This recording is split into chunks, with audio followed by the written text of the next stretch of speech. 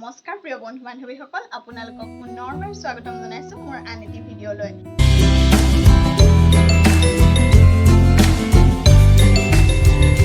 আজি যেহেতু তেনেকুৱা একো বিশেষ ৰেচিপি নাই আৰু মোৰ লগৰ এজনৰ বাৰ্থডে আছিল আৰু সি মোৰ ইয়াতে বাৰ্থডে কেকটো অৰ্ডাৰ কৰিছিল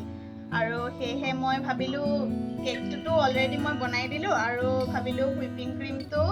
কেনেকৈ লগাব লাগে আৰু কেনেকৈ কেকটো ডিজাইন দিব লাগে হেতুকে আজি আপোনালোকৰ আগত দেখুৱাও বুলি গতিকে আহকচোন কেনেকৈ হুইপিং ক্ৰীমখিনি ফেটিলো আৰু কেনেকৈ ডিজাইন দিলো চাও আহক মই প্ৰথমে হুইপিং ক্ৰীমখিনি ফেটিবৰ কাৰণে ট্ৰপলাইটৰ হুইপিং টপিংটো ব্যৱহাৰ কৰিছো হুইপ টপিংটো আৰু মই ইয়াৰ পৰা অলপ ইয়াত এটা বাচনত এনেকৈ ষ্টিলৰ বাচনত উলিয়াই লৈছো আৰু এইখিনি এতিয়া মই মেচিনটো দি ফেটিম আৰু মেচিনটো আপোনালোকে প্ৰথমে চাৰি দিবলৈ চাব মোৰ 4 লৈকে আছে কিছুমানৰ 7-8 লৈকে থাকে আৰু যদি 7-8 লৈকে আছে সেই তাত দিব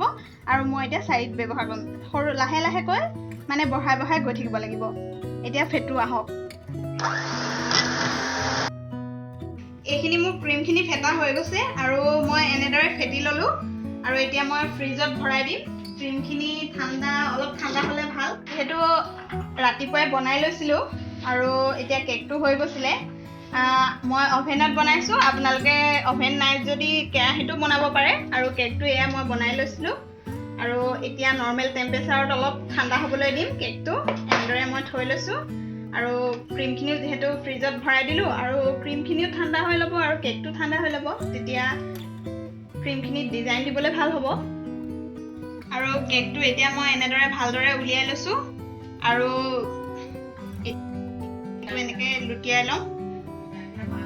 আৰু এতিয়া কেকটো মই 3টা লেয়াৰত কাটি লওঁ কেকটো 3টা লেয়াৰত ভাগ কৰি ললো এইটো এটা লেয়াৰ আৰু এইটো এটা লেয়াৰ 3টা লেয়াৰত এনেকৈ ভাগ কৰি ল'ব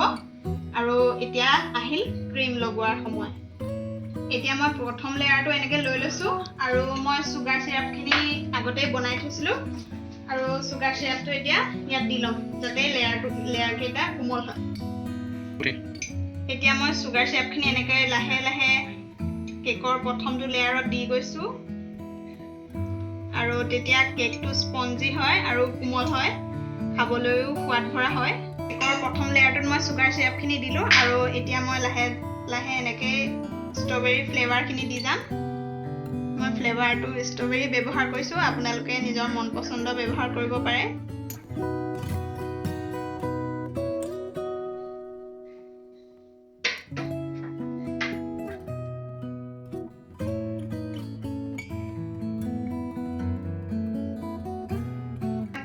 ক্ৰীমখিনি ফ্ৰিজৰ পৰা উলিয়াই লৈছিলো যেহেতু ক্ৰীমখিনি ঠাণ্ডা হৈ গৈছে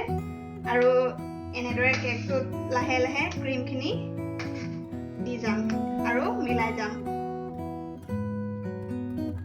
এতিয়া মই কেকটোত এনেকৈ ওপৰলৈকে লেয়াৰ কেইটাত ক্ৰীম লগাই আৰু ফ্লেভাৰটো লগাই ললো আৰু ক্ৰীমখিনি এনেকৈ মই পাইপিং বেগ এটাত লগাই লৈছো আৰু এনেদৰে লাহেকৈ মই এতিয়া লগাই যাম কাষে কাষে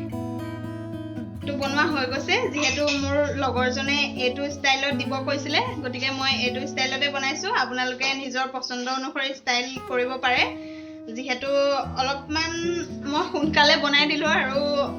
এদিন ভালকৈ আপোনালোকক কেক বনোৱা দেখুৱাম আৰু মই কাষৰ ষ্টাইলটো দি দিওঁ আৰু শেষ হৈ যাব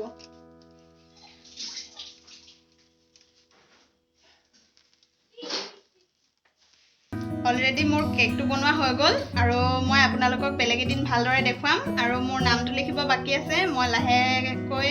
পিছত নামটো লিখি যিহেতু এইটো অৰ্ডাৰ থকা কেক গতিকে মই ইমানখিনিয়ে দেখুৱালো আজি মই অকল মানে হুইপিং ক্ৰীমখিনি লগোৱাটো দেখুৱালো আৰু ফেটাটো দেখুৱালো আৰু আপোনালোকক বেলেগ এদিন মই কেকটো ভালদৰে বনাই দেখুৱাম ভিডিঅ'টো যদি চাই ভাল লাগিলে তেনেহ'লে লাইক কৰিব শ্বেয়াৰ কৰিব এণ্ড ছাবস্ক্ৰাইব কৰিব আৰু কাষত থকা বেল আইকনটো ক্লিক কৰিব আৰু আজিলৈ আহিছো ধন্যবাদ